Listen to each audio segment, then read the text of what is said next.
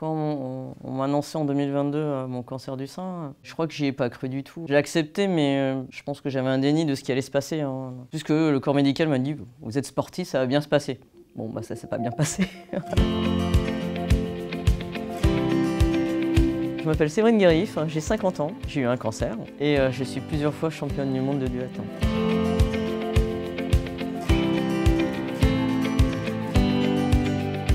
Eh bien, ça a commencé en 2017, je viens juste d'être opéré de mon utérus, hystérectomie. Je me suis lancé dans le triathlon et c'est à la fin de la première année que j'ai découvert le duathlon. J'ai fait mon premier duathlon et Christophe a découvert que j'avais un potentiel et c'est lui qui m'a lancé sur ce projet de sport de haut niveau. Et au début, j'y croyais pas du tout. Je me mets dans l'idée que je vais tout mettre en œuvre pour monter sur une démarche de podium, peu importe laquelle. Moi qui faisais 4 heures de sport par semaine, ce qui était déjà pas mal, je me dis ok, je vais augmenter ma dose de sport, mais pas que. Je me dis qu'est-ce que je vais mettre en place comme élément de performance. Donc je change mon alimentation, ma tactique de course, mon équipement et surtout mon mindset, ma façon de penser et de se dire que finalement, je n'ai peut-être pas de limite et c'est moi qui m'impose des choses.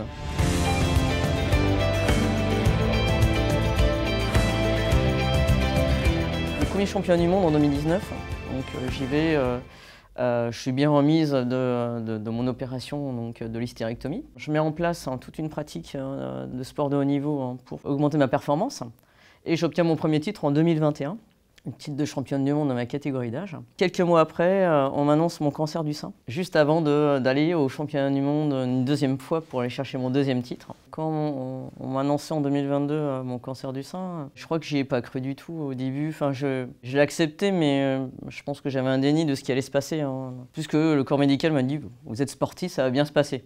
Bon, bah ça s'est pas bien passé. Mon épaule est encore, au bout de 2 ans, est encore meurtrie, hein. J'ai mal tous les jours, toutes les nuits. Quelques mois après, je pouvais à peine tenir mon guidon de vélo, hein. Je pouvais même plus faire de pompe, hein. On peut vivre une vie sans pompe, hein. Depuis 2 ans, je peux plus en faire une. Mais bon, voilà, j'étais en parfait état avant effectivement les traitements, hein. Je prenais soin de moi.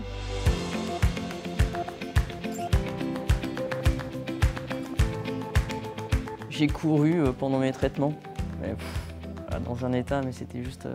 J'ai failli m'évanouir, hein. J'ai continué malgré tout. En 2023, je vais au championnat du monde défendre un 3e titre. Je ne peux pas tenir mon guidon. Je ne sais pas comment je fais, mais en tout cas, j'y crois. Peut-être cette croyance en moi et de se dire que vivre un rêve éveillé, c'est une magie incroyable.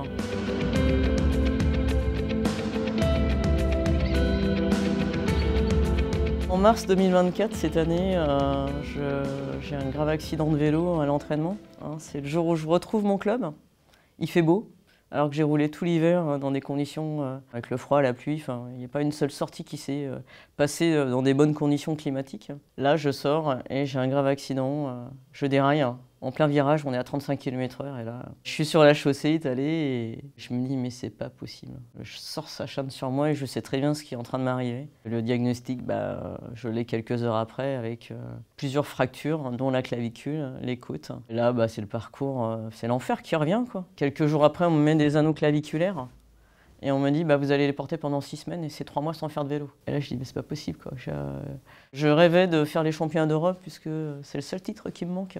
Là, d'être complètement dépendante de tout mon environnement. J'accepte de me faire laver par mon conjoint. Alors que le cancer, j'étais toujours, effectivement, j'ai réussi à être un peu plus autonome. Donc là, oui, c'est l'enfer sur Terre. Je ne peux pas dormir parce que je souffre trop. Mais je me concentre sur ce que je peux faire. J'ai tenu ma promesse et le jour de la compétition, à 6 h du matin, je me dis vraiment, mais qu'est-ce que je fais là, quoi. Franchement, tu te dis, mais c'est pas possible, quoi. Mais pourquoi je me suis engagé là-dedans encore une fois de plus?